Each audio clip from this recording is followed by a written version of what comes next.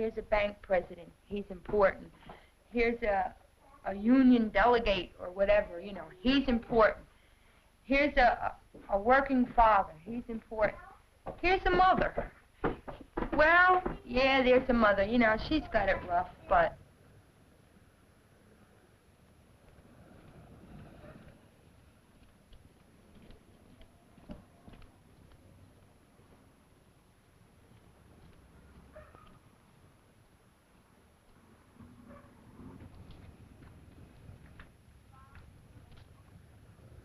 At the beginning, I was happy. I was really happy.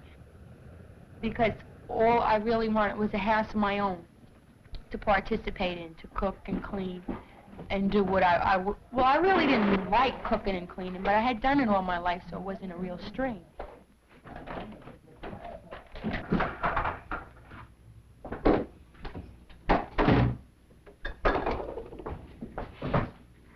I really didn't know other things existed in life because I was only really a child myself.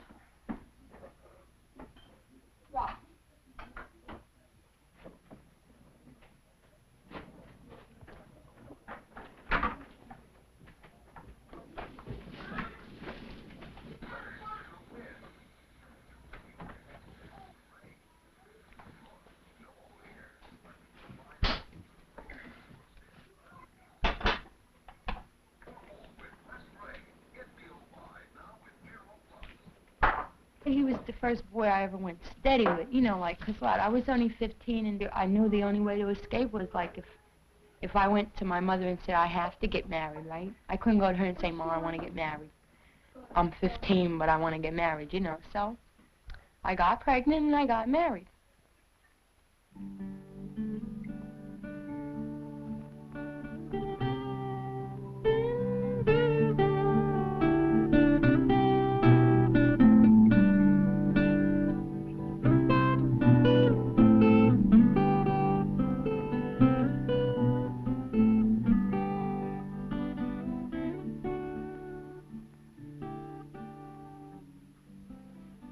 It's hard to remember some of the emotions I had before, you know? Because I'm so happy now and so different from before, but sometimes I used to be here alone at night when Charlie was working, the kids were sleeping. I had the radio going, the television going, reading a book, and I'd feel like the walls were closing in on me, like I was going to scream, holler. Because I had to get out of this house, because, like, how many times I felt like I didn't even know if there was another person alive out there in that world.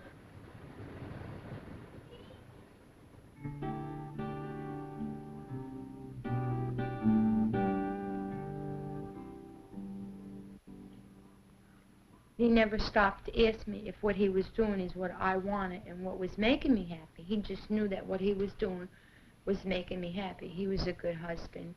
He went to work. He came home. He gave me the money, and he told me to pay the bills, buy food, and put the money in the bank. And he claims he never ran around on me.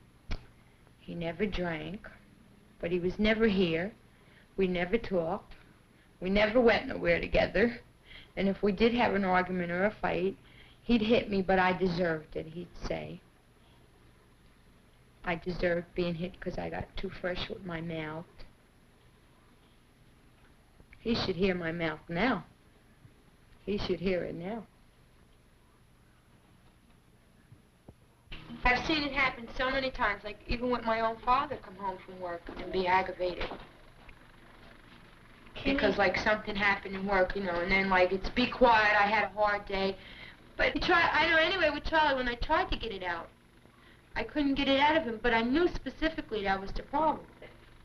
I don't think it's the man, you know, itself. It's being in a job where you don't like doing what you're doing. But so much of the aggravation and frustration of that job is brought home. Wow.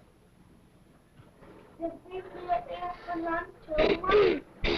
Huh? Yeah. Shut up, Kim. Get tissues for your nose. Come on.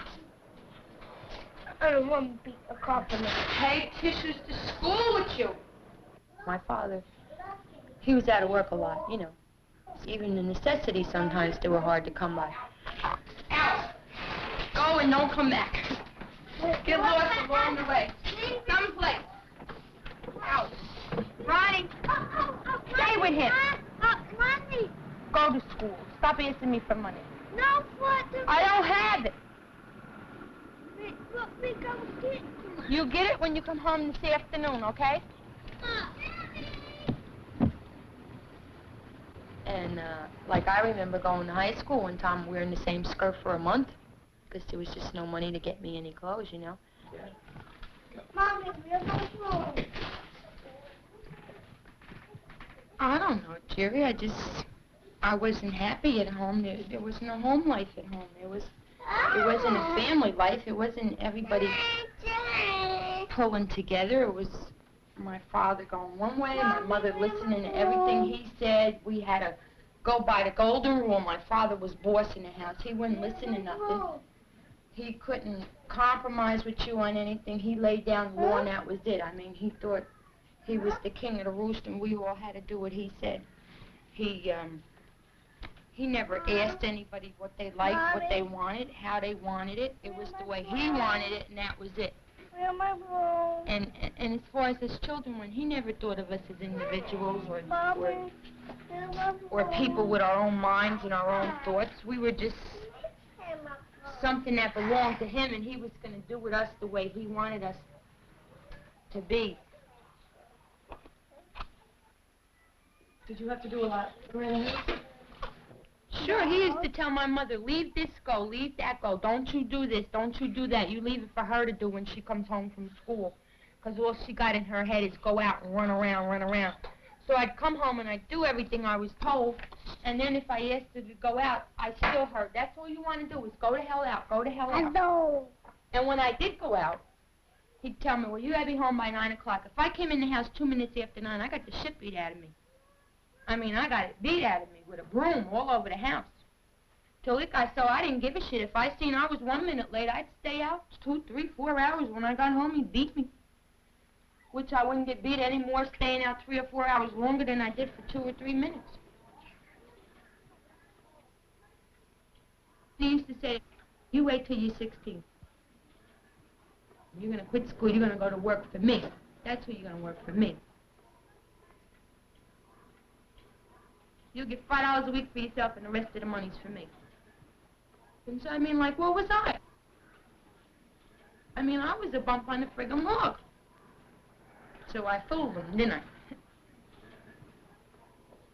I? I got married instead. Shit.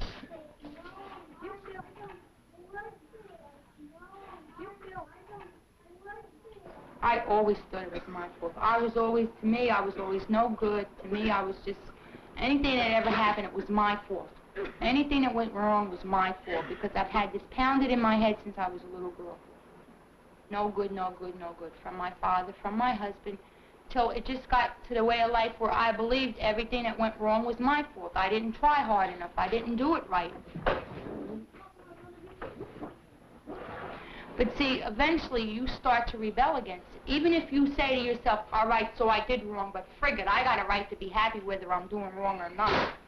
Richard Giese, I told you you're not to go in and out of that. What did I tell you this morning? Mommy, you said Lisa had killed him. I never trusted myself to have a good thought. If something bothered me, I'd discuss it with my husband. He'd say, no, that ain't this or that ain't that, you know, and I had nobody else to talk it over with, so I had to believe what he was saying, you know, like, oh yeah, maybe I am stupid, you know, like, he's always saying to me, well, look, I know more than you do. I get out more. I get to talk to people, and I see what's going on every day, you know, and I know what's really happening. You're at home, so, I mean, I used to think, well, maybe he's right, you know. I don't know what's going on out there, so how can I really... I didn't have faith in what I really thought. I didn't believe I had the ability to do it, right? To raise my family by myself, right? I didn't think I could do it. I didn't think I could run this house by myself, or I could get a hold of money and really had the ability to stretch it from one month to the other.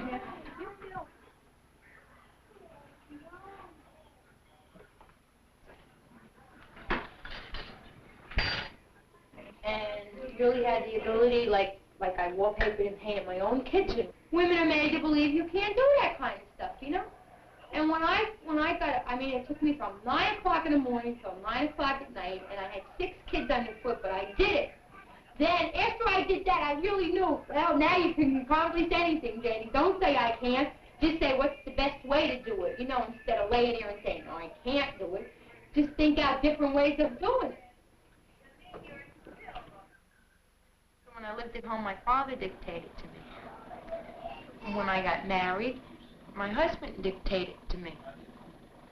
And now I don't have anybody to dictate to me. I have to rely on my own opinions and and have my own faith in myself.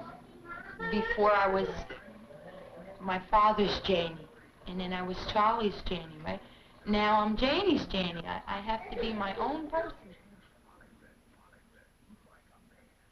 Threw the phone out the window and Charlie out the door.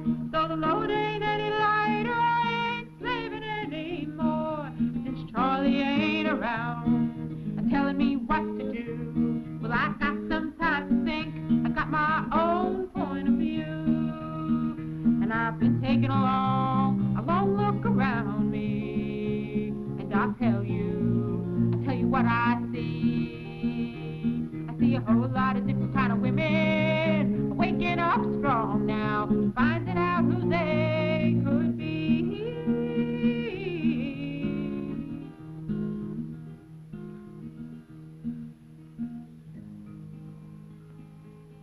My name is Janie, that's me, and I ain't like I used to be. I'm Janie's Janie and I feel free. Not Daddy's Janie, not Charlie's Janie. I'm Janie's Janie.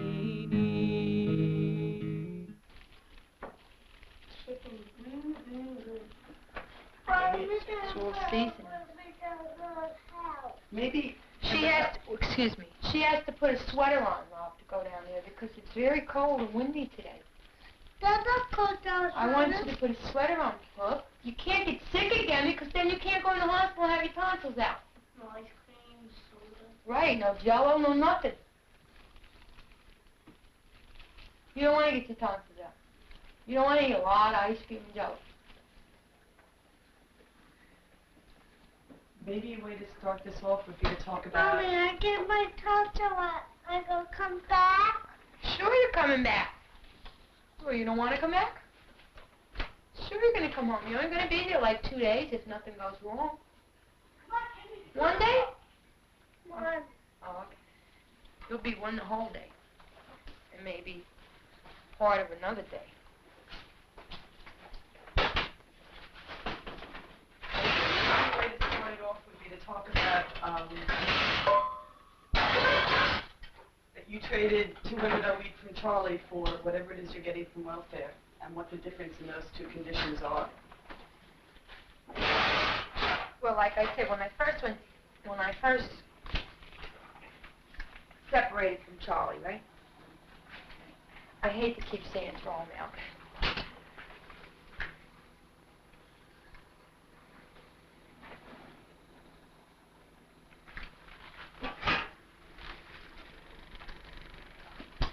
I hate to keep saying that I threw him out because that sounds terrible. I tried to go to work. Right? He would only give me $30 a week. And you know that's nothing to raise 5 kids on $30 a week. I mean, that wasn't even enough for food, so I tried to go to work. But the job that I found, right, in the 5 and 10, first of all, it didn't pay enough, but I took it anyway because I felt, well, something is better than nothing. But the hours, I couldn't go with the hours. Like, I didn't start until 10 in the morning, and I had to work like till 7 at night, and someone had to pay the rent, so that's why I went on welfare, right? But like, they give you the extreme necessities. That's what they allow you for, the extreme necessities, right? And then they feel you should be glad that you're getting that. Because, look, you're a welfare mother staying at home, collecting money every month. I mean, what do you got to kick about, right? But what I got to kick about is that, like, I'm raising my kids for the welfare, or I'm raising them for the war, and I'm raising them for the country, for them to go on, and so is every other mother. You're always made to feel humble if you're poor, because you have to be glad that even though it might only be a little bit, right, they make you feel, well, maybe it isn't the best in the world, but be glad you got that because it's better than nothing, and don't ask for something better because you don't have the right to ask for it. We're doing the best we can here, and don't ask us who decided to run this place this way. Just be glad that you can be shuffled in here, have something done to you, and then be shuffled out again. But then you made to feel like you're a herd of cows or something, who don't have any right to say, well, I want to be branded or I don't want to be branded. But all I ever did was sit here and say, well, I really want help, but where am I going to get it? You know, they'll just turn their back on me and this and that, and fooling myself into believing that I was getting the shitty end of the deal, but I wasn't willing to get up and do nothing about it. Now I'm getting mad, and this is the only thing that is ever good, is to get mad and get up and fight. The worst thing is to buckle under. The best thing is to get rip-roaring mad, because this gives you strength like you never knew you had before. You can go all through grammar school, and you can go through high school, and not know all your rights with all these big companies, like the public service, and like the telephone company, or hospitals, or anything like that. I mean, I myself just went through an experience with the gas and electric company. Having had them told me that they didn't want to know nothing, they just wanted me to pay the bill, and they didn't want to know why the bill was so high. And when they found out why it was so high, and it was because somebody had booked 3 meters under my name, and they said to me, well, then that's not up to us. It's up to you to get the money out of that person. We don't want to know nothing about it. We just want our money. We're going to turn your gas and electric off, and you're going to have to fight it out with that person to get the money off of them. So when I stood up and started howling and screaming and say, well, I have to get a lawyer in on this goddamn thing, because I'm not going to sit here and take this shit. I come up here wanting to figure out things and work out things with you people, but now the only ultimatum you're giving me is saying, well, I'm sorry, you got to pay the bill, and we don't care whether it's your bill or not. You pay for it. So when I start up and start hollering, well, I'm going to get a lawyer, and I'm not only going to sue the person that put the meters under my name, I'm going to sue the gas and electric company for shutting me off, not trying to sit down and work the bill out with me, just saying, look, that's not our problem, and so I'll go someplace else with it. I said, well, I will. So then they try to hush me up because we were in a room of crowded people where other people were sitting at desks trying to get help, and they figured, well, let's shut this lady up before all these other people hear this, and start saying, well, we don't have to sit here and listen to what they're saying because that isn't always right. We'll get up and we'll start yelling and hollering too, and then we're going to have a big riot in this place. So they said, well, let's get this lady straightened out. And we'll start being nice to her now so she'll shut up and calm down, and all these other people don't hear it. And it's the only way I really got them to listen to me, not through facts of the bills that I was showing them, and not through being nice, but by getting tough and saying, look, I'm not going to take this shit. I'm going to go someplace else. If I have to, I'll go to a lawyer and find out what my rights are. And I guess they really didn't want me to find out my rights, and they didn't want these other people in the office hearing me hollering and saying I'm going to find out about my rights, so they finally sat down and worked the bill out the way I wanted it. They wanted to say, this is your problem, lady. You go and work it out. But I didn't let them do that. Where I found this new thing out, if you ask me when it happened, when it hit me, I don't really know. Maybe just reading these things and really sitting down, reading them, and trying to understand them, and trying to associate other people with myself as far as problems go, and say to myself, look, Janie, you're not the only one with them. Look at these other people that got problems. People around here don't have the money to do what they want to do. Most of them are trying to scrimp and get along just as well as the person next door, and the person next door to them, and the person next door to them. There's less trust amongst poor people because you're always so afraid, you know, of what you might lose, because you have so little the way it is, you don't want to lose any little thing, you know? Society teaches us that poor people are shit. They're not worth nothing. They don't want us to see that we're all in the same boat. I always felt like I was a white woman and I wouldn't have to get out in the world and fight, that I would always have a meal on my table and my kids would always be provided for. I never thought of, like, welfare or nothing like that. I never thought I would have to go on it.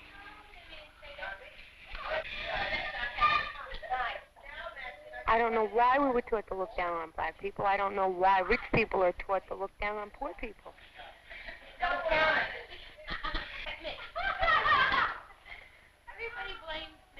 I was made to believe that a black person's feelings, they didn't have any. All they wanted to do was go out and have a good time and drink, and all you ever thought of them doing was bad things. You'd be reading things and absorbing them, but not realizing that it was turning you against people. But I noticed this prejudice inside of myself.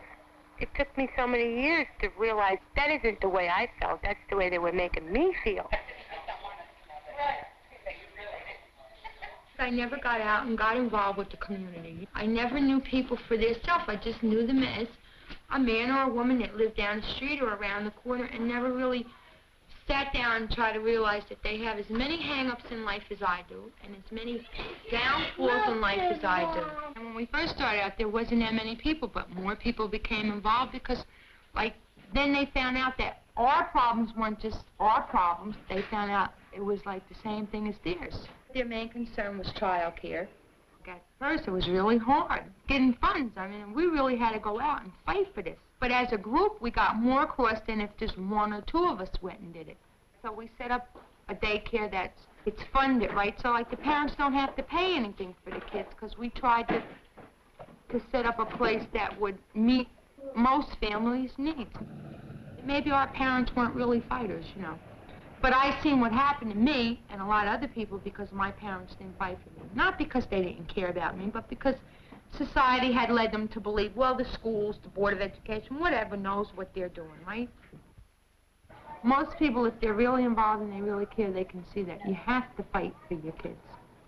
If you get enough people to fight and really just listen to you and your friend sitting here who's Puerto Rican and your other friend here on the side of you that's black, and say to them, don't look at us as a poor white mother, poor black mother, or a poor Puerto Rican mother. We're all of us here speaking the same damn thing, fighting for what belongs to us. I mean, and like, we don't even know what the hell belongs to us because we've always been made to believe, well, we're poor and nothing belongs to you. I mean, you take what you can get and be glad you got it. No, none of us believe that anymore. We as a whole believe that we all deserve the same thing, no matter what we are. So I can go to other women with these same problems and say, look, I've been there. Don't be afraid of this and don't be afraid of that. I'll stand behind you. I'll help you. If you can't get somebody from the Board of Education to stand behind you, then we'll go and look for another mother like us, and then we'll look for another one and another one until we got enough to stand up in front of these people to make them hear us. If we have to get drastic and violent about it, then we're just going to have to.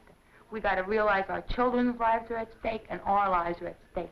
We don't have to sit back and do what they tell us we got to do. As long as we're not going out there and deliberately breaking the law. And if they make us break the law, we're going to let everybody know why they made us break the law and why we had to break it to make them understand. You know, the hardest thing, though, is fighting for something you never had.